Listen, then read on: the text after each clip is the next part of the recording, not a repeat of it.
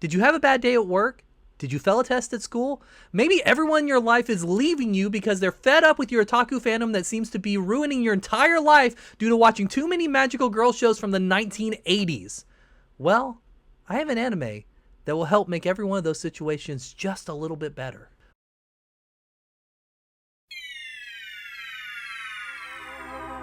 When creators make a piece of art, they intend the art to make you do something. They could intend for it to make you think about a subject matter. They could intend for it to make you laugh, or they could even just intend for it to be a vehicle to sell merch.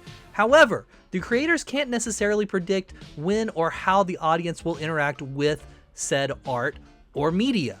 Sure, many people will see it as soon as it comes out, but some might have to wait 30 plus years because that media or art might fall into their lap during a historical time where they just need a little bit more cheer. Sometimes that media is anime, and sometimes it can make a real difference. Today, we are going to explore these ideas with everyone's favorite singing magical girl, the one, the only, Creamy Mami. To find out, is Creamy Mami the key to true happiness? So Magical Angel Creamy Mami is a magical girl show that started airing in 1983. It's a show about a typical little anime girl that gets abducted by a UFO and then is rewarded with the magical ability to turn herself into a slightly older teenage anime girl that just happens to become a huge J-pop star after accidentally ending up on TV once. Also, she has 2 cat sidekicks. From here, she has to balance her normal everyday life with her famous idol life, and usually she pulls it off pretty well. Just imagine if we learned that Taylor Swift was actually a 10-year-old girl this whole time with a normal life on the side despite headlining stadiums around the world, because that's basically the modern equivalent to this show's premise. And really, that's about it for the plot. As with many shows from this era, it's very episodic, and you really could jump in almost anywhere with very little knowledge of the lore or the concept and still have a great time. However, what makes Creamy Mami different from a magical girl show like Sailor Moon or Saint Tail is the fact that there's no real conflict in this show. There isn't some overpowered villain that she's fighting, and there's no monster of the week. She's just fighting to continue to balance her life between being an idol and a typical little girl. There are some people that don't want her to succeed as much on the idol side of things, but there's no actual fighting. Now, the magical girl genre is full of happiness and cheer, but this show takes it to new heights. This show is just so happy. Even if there is the slightest conflict, it doesn't matter. You can't watch this show and not be in a good mood. And sometimes you need that. I mean, Creamy Mami's parents run a crepe stand called the Creamy Crepe, hence the name of the show.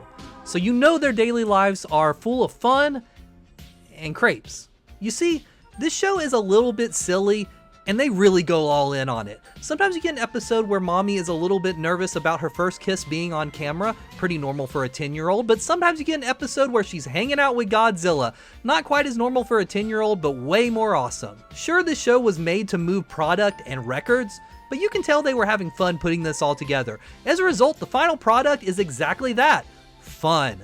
I didn't get the opportunity to watch this when it initially aired because I didn't live in Japan and I wasn't born yet. However, I can assume this was the perfect show to watch week to week to make you forget about your woes as either a little girl aspiring to grow up to be like Mami, or perhaps an overworked salaryman aspiring to be anything other than an overworked salaryman.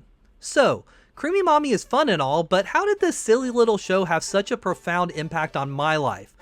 Well, I watched this show for the first time during a low moment in pretty much everyone's lives.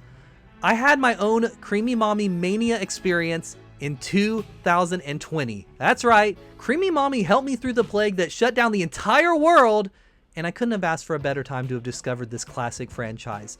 Media has the ability to transport you to a different time and different place, and during this bizarre time, Creamy Mami and Persona 5 in particular stick out in my head as works of art that really helped keep things together for me, even while everything else was falling apart and bursting into flames.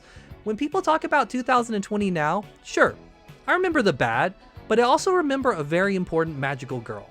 I think we would all agree that the time period you experience in anime, or any media for that matter, really can play into your enjoyment of that anime. Sure, you might enjoy Pokemon to this day, but would you have the same fondness for it if you hadn't discovered it when you were a tiny little weeb? Some works can transcend time and place, like Mad Bull 34, but at the same time, Experiencing something during a very specific time period can make that work so much more impactful on you. In a year full of a lot of horrible things, I discovered a charming little anime that I now consider one of my favorites of all time. Not only was Creamy Mami truly great, but it really helped bring me back to a time that seemed just so much more carefree and normal. 1980s Japan was a much different time than, well, anywhere in the world in 2020. While watching this show, I immediately felt nostalgic for a time period I never lived through or even experienced firsthand. I also felt nostalgic for a place that I never lived or even visited. Everything about this world just felt so different from 2020. Now, I know it might sound weird to be nostalgic for a time period that you never lived through, but it's actually more common than you might think. There's a term for it even. It's called anemoia. Hopefully I said that right, which basically means that someone is missing a time period they never lived through. Again, I wasn't even born when this show was released, but this just seems like it would have been a blast to watch each week on a CRT while drinking a Sapporo and hoping to own a Famicom one day. What a time that would have been to be alive. And this phenomenon isn't limited to anime or Japanese culture in general. There's a whole scene of kids on Instagram that really wish they could have seen Motley Crue live in 1982 or Pearl Jam live in 1992.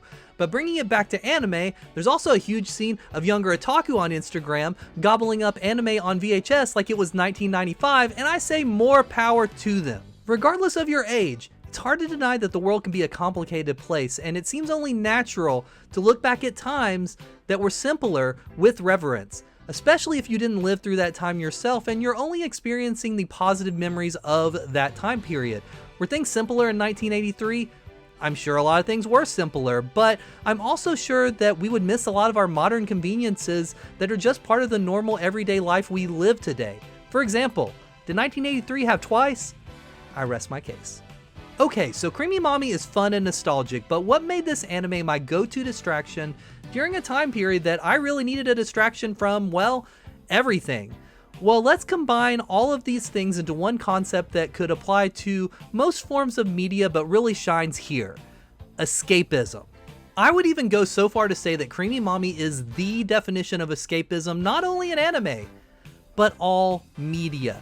Sure, arguably all anime is escapism, but many shows have some ideas rooted in reality that they are trying to convey, such as the brutality of war in the original Gundam, or the fact that if you drink too much, you just might wake up with an adopted waifu living in your house like in Miss Kobayashi's Dragon Maid. On the other hand, nothing about Creamy Mami's world is logical, and that doesn't matter at all. This was a show aimed at little Japanese girls, and I'm sure they didn't question anything about it, so why should we? When you watch Creamy Mami, it's important to completely lean into the world of Creamy Mami, and why wouldn't you want to lean into it? In this world, you get to eat crepes every day. Girls can turn into other girls. Cats can have conversations with you, and everything is so aesthetic that it looks like it was just made for the internet these days. Life just seems okay in the world of Creamy Mami. This show takes place on Earth, but very few parts of the plot are grounded in any form of reality, and that's okay. Since most everything else is so fantastical and charming, it's borderline impossible to care about any of your problems in the real world as you sit there watching Mami dance around on the screen to some perfectly crafted 80s city pop. And to be fair, the music might be the most realistic part of this show because, you know, the music is real, and it's really good. Even if you don't care about this show, it's hard to deny that pretty much every song on the soundtrack is a banger. There's a reason we got a Creamy Mami 40th anniversary release on both CD and vinyl in 2023. You don't see most 80s anime franchises putting out releases like this. But Creamy Mami isn't most 80s anime franchises, especially when it comes to the music. Sure, all of these songs were perfectly crafted with the end goal of selling records. But that's all pop music at the end of the day, so why not enjoy it for what it is? I mean, we could sit here and spend hours talking about the iconic music from this show, but the short version is that the music is really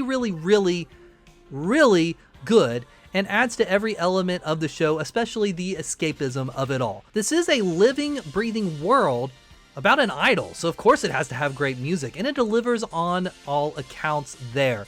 But luckily, even when the show was over, these records could live on so that all weebs could enjoy this music for decades and decades to come. So there you have it. Creamy Mami is a fun show that came to me during a time when the world was falling apart, and it really helped me escape into a world that was just a little bit brighter than reality, and for that, I'm thankful. So the question remains, is Creamy Mami the key to true happiness? Yeah, it must be the key to true happiness because it worked for me. Are you sad right now? Then it's time for you to go watch some Creamy Mami. She'll fix you right up. This show was absolutely huge in Japan, and it's a real shame that it wasn't bigger in America because it deserved to be big over here as well. I mean, Jim and the Holograms were pretty massive in the 80s, so why not Creamy Mami? Who knows? Had this show been localized and released when it was new, maybe it would have been right up there with other titans of 80s anime that made their way to American TV like Voltron and Robotech, complete with a more marketable name and new dialogue. But I guess we'll just never know. Come to think of it, maybe that's why so many Americans are miserable these days. Creamy Mami could have helped fix that. So with all that being said, if you want to have some fun and escape the terrible reality of your daily life, I would say it's a good idea to check out some Creamy Mami. It's a true classic in Japan for a reason, and I don't personally know anyone that's watched it that thought it was a bad time, so that's gotta count for something, right? Plus, there were way worse ways to spend your hours at home alone in 2020. Did you hear that Danzig Sings Elvis record that came out that year?